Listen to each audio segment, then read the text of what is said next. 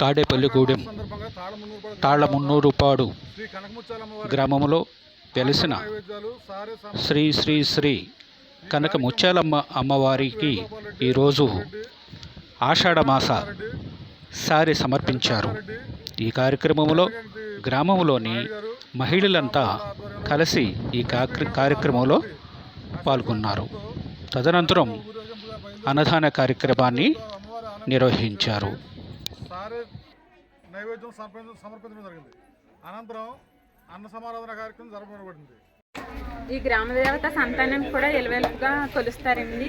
ఆవిడని ఎవరు మొక్కుకున్నా సరే సంతానాన్ని కూడా మంచి సంతానాన్ని ఇస్తారు. సంతానం లేని వాళ్ళకి కూడా సంతానాన్ని ప్రసాదిస్తారని చెప్పి చాలామంది నమ్ముతారు.